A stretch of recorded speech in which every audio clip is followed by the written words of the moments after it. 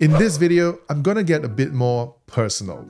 YouTube is hard, and there will be moments that you'll feel frustrated at your progress and you just want to give up. For every successful channel you see out there, it might be easy to think, wow, they're just so lucky, or the YouTube algorithm favored them. Even if your channel gets, say, 100,000 views in a month, you're only getting paid between $500 to $700. There is truth, after all, in the statement, do what you love every day and you'll never work a day in your life. Don't keep telling yourself, I can always do it later.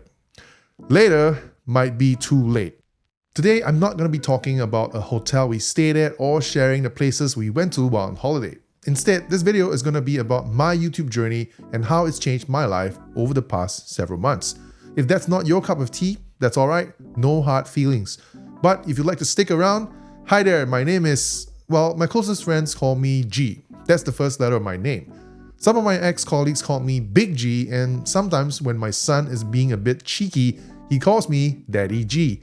But please, don't call me Daddy G. Anyway, hopefully there's something here from what I'm about to share that you can take away that will help you with your own journey, if, like me, you're also trying to grow on YouTube. But before I go any further, first, I just wanted to say a big thank you to all of you who've helped this channel get to 500 subscribers. I'm truly grateful for your support. To be frank, when it comes to YouTube and social media in general, a channel with 500 subscribers is nothing. But as minor as many might consider it, it's still an achievement for me. I had doubts that I would ever get here, but somehow I'm here and it's surreal. But let's rewind the timeline a little bit first and talk about why I started YouTube in the first place. A few years ago, the previous company I worked for transferred me to their marketing and communications team, where I was given the opportunity to learn how to make videos. Prior to that, I had very little experience in video production. But thanks to that job rotation, I discovered that I enjoy making videos. In fact, I love making videos. So I started doing YouTube as a hobby. That was back in November 2021. Wow, it's actually been 3 years. Anyway, because my wife and I love to travel, YouTube then became a way to capture the precious memories of our holidays and our time together as a family. So that brings me to my first tip. If you are starting YouTube, your channel should be about a topic that you're already passionate about. For us, we love to travel, so it made sense to make our channel about the hotels we've stayed at and the places we've been to. Try not to go into a niche just because you think you can make a lot of money from it. For example, if you're not into finance in the first place, don't start a finance channel just because you think, oh, I'm going to earn a lot of money by being a finance bro. YouTube is hard, and there will be moments that you'll feel frustrated at your progress and you just want to give up. But the thing is, if you have an innate passion or love for the topic itself, that's what keeps you going even when the going gets tough. But back to my story. When I first started YouTube, I had no idea what I was doing. Whenever we would go on holiday, I would just take random videos whenever I could without any plan or idea of how I would eventually turn them into a video. And I would only try to figure it out when I got back home. I didn't even have a script.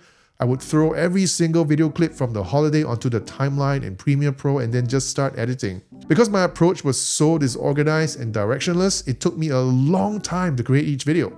And of course, I had a full-time job to contend with, which just left me exhausted at the end of every day, and what little time I had after my day job, I prioritized spending it with my family.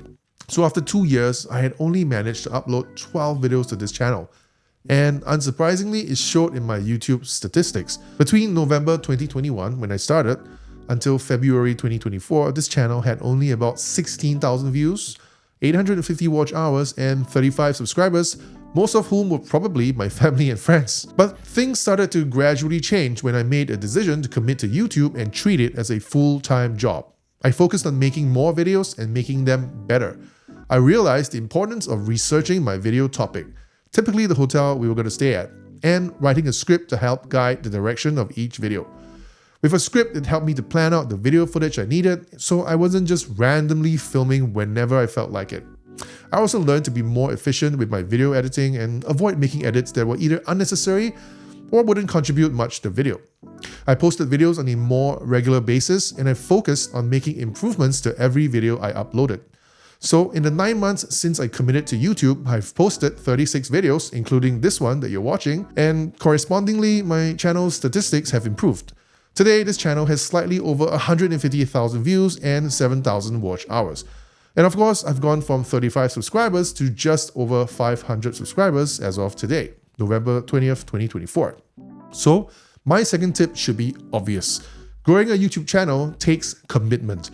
It's a long game. It requires consistency, it requires hard work, it requires patience. There are no half measures here. For every successful channel you see out there, it might be easy to think, wow, they're just so lucky, or the YouTube algorithm favored them. But what you don't see is the tremendous amount of time and effort they've put in.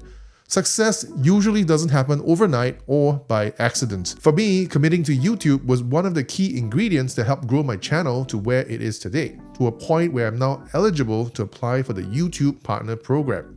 Yay! But as a family man and someone who prioritizes my family above all else, I was only able to commit to YouTube because I had the support of my wife. Which brings me to my third tip. If you're married or in a serious long-term relationship, you'll definitely want to get your spouse or partner on board. Growing a YouTube channel is going to require a lot of your time and energy, which sometimes means you're not going to be able to spend as much time with your loved ones as you or they would like. YouTube is already hard enough as it is, and so if they don't understand why you're doing what you're doing, if they don't support it, then it's just going to make it next to impossible. But back to my story.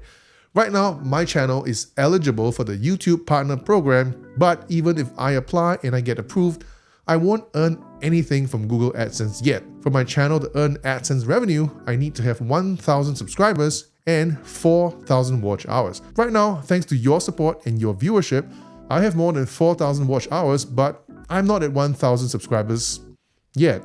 Please subscribe. Okay, but the reality is, even if my channel was monetized and earning AdSense revenue, that alone simply wouldn't be enough to do this full time. YouTube pays creators for every 1,000 views, and according to online sources like TubeBuddy, on average, you earn between $5 to $7 for every 1,000 views, or what's known as RPM, aka revenue per mil. That means, as a YouTuber, even if your channel gets, say, 100,000 views in a month, you're only getting paid between $500 to $700. If you live in a country like mine, Singapore, where the median monthly income is somewhere around $5,000, that simply isn't enough to feed your family. Which brings me to my fourth tip. If you're planning to quit your job and do YouTube full-time, obviously you can't rely on AdSense revenue alone to survive.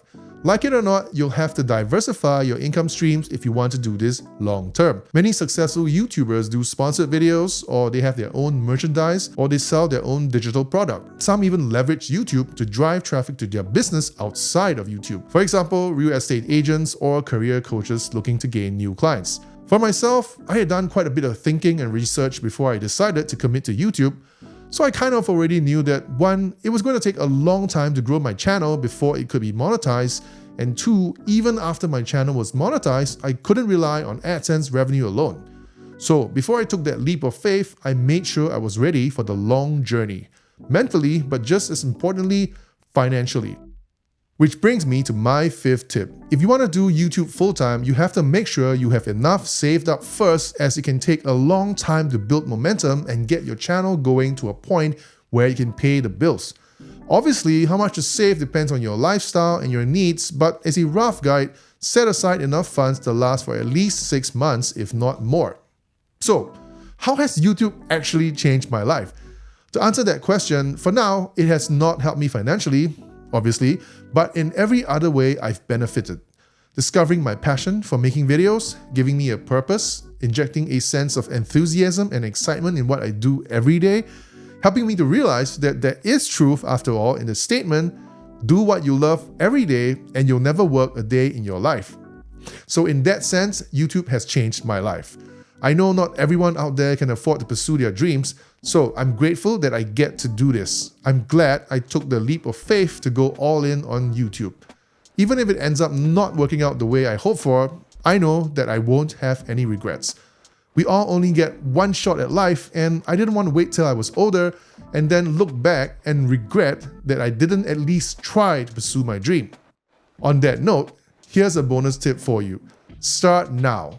If you have a dream, whether it's about starting a YouTube channel or owning a business or anything really, don't wait till it's too late. Don't keep telling yourself, I can always do it later.